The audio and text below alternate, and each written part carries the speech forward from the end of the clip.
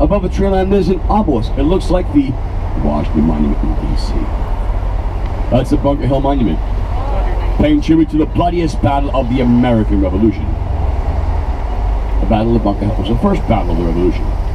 Now, people get a little concerned, a little mixed up. The first shot of the Revolution was at Lexington Concord. That was a skirmish. This is a full-fledged battle. On the evening hours of April 18, 1775, Revere had, in fact, stirred up a warning that the British are on the move. They made their way to Lexington Concord, and that's where the first shot had taken place. Now, some things have simmered down a little bit, but tensions are still high. The colonials had employed a spy network to find out what was going to happen, what the British were doing. The spy network had learned that the British Army had plans to occupy Bunker Hill. Now folks, if you occupy a hill near a city, you can control that city through artillery fire. The militia would not let this happen. That evening, the militia built the fort on top of Bunker Hill. It was made with earth and timber, kind of like Romans did some 2,000 years earlier, made with logs and dirt. Built under the watchful eyes of the engineer, Colonel Richard Gridley. Well, throughout the morning, the militia, 700 strong, watched from their hasty fortification as nearly 2,500 British soldiers landed on the shoreline. The battle lasted 2 hours. At the same time I'd take to see a movie today. And actually, if you're actually watching the sidelines, like entertainment. The first two assaults came up a hill. They were in fact repelled. It wasn't until the third and final assault came up a hill that the militia ran out of gunpowder and shot and were forced to retreat. Though the militia lost this battle, they thought it was to be a moral victory. For a short time anyways, the militia had put down the greatest military force in the world, the British Army. Now folks, 6 miles south of Boston, then known as Braintree, now known as Quincy, a young mother by the name of Abigail heard the cannon fire, and she brought her young son, John Quincy, into the home to melt down the silver for a gunshot. I speak of Abigail Adams and John Quincy Adams.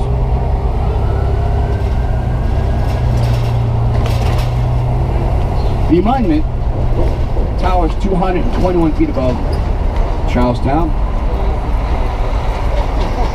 You may climb the monument 7 days a week from 8 to 4, providing it's icy when it's ice in the area, when it's cold, but close it off for safety reasons.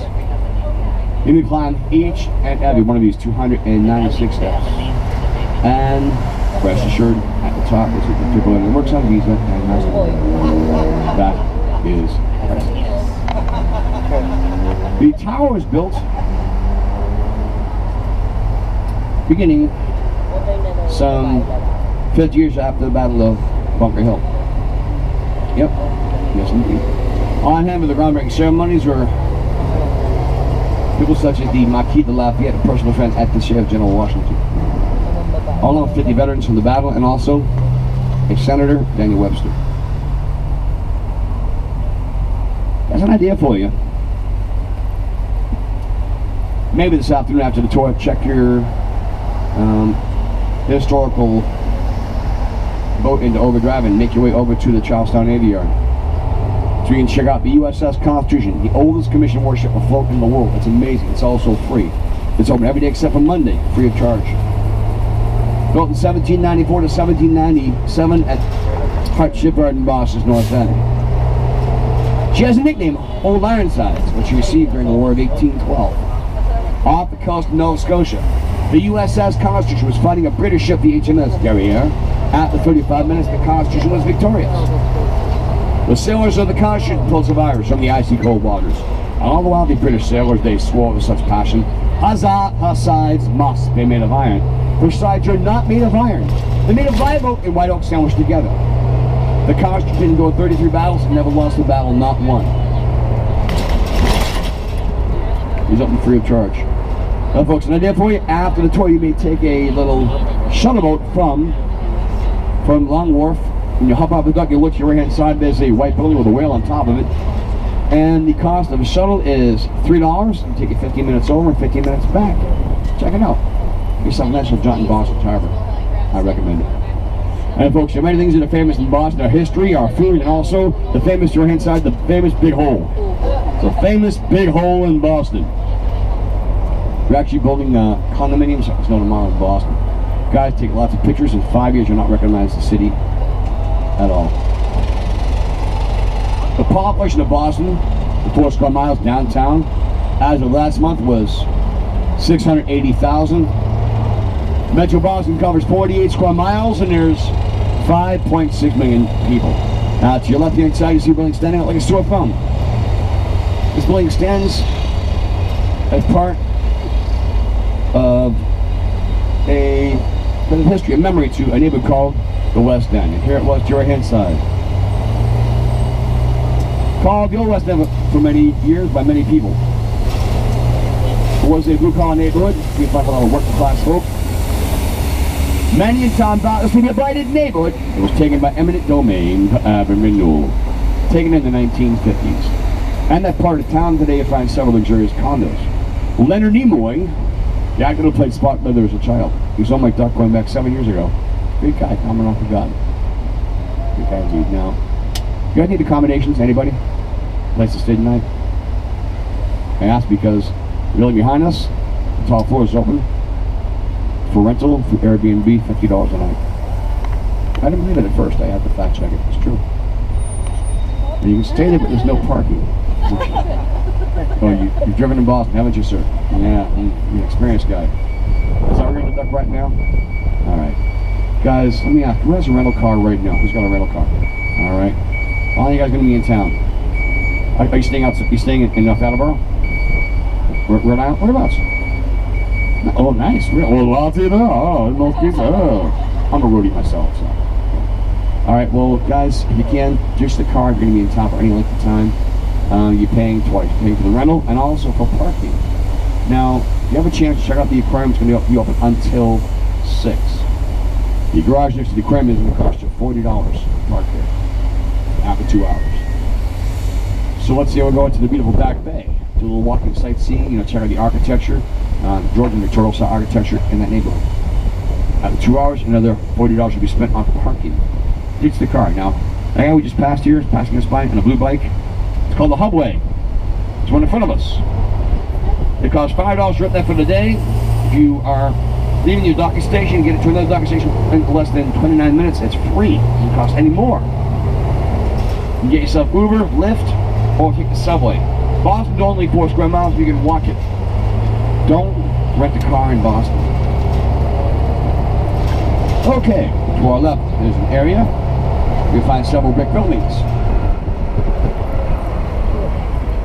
This is called the Bullfinch Triangle, honoring Charles Bullfinch, America's first professional architect. Well, this was once a pond called the Mill Pond.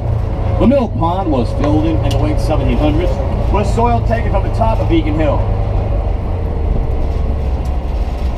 Ben Frank would swim here as an adolescent. As a youngster, he wrote his memoirs and he perfected a way to float on his back while flying a kite. Pull up, you see, above the brick buildings, the white church steeple of Old North Church. The given name is Christ Church in Boston, built in 1723, the oldest church in Boston. Folks, real quick, on the evening hours of April 18th, 1775, Paul Revere from Boston's North End left instructions with a section of the church to lead to lanterns on the steeple. Revere then rode across the Boston Harbor over to Charlestown. He would disembark from his boat. He marched to the home.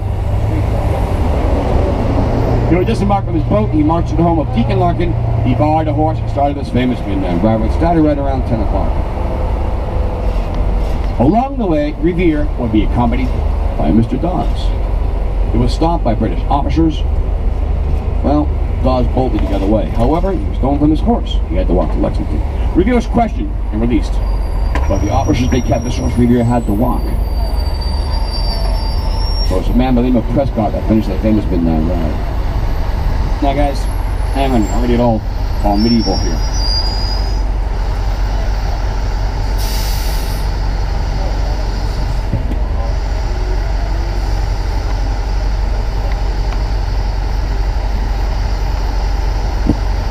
These patriots do not show up in Middlesex County that fateful night the British are coming. Why? Who lived in the colonies? British citizens. Everybody was British. If you want to keep a secret, you put it on YouTube?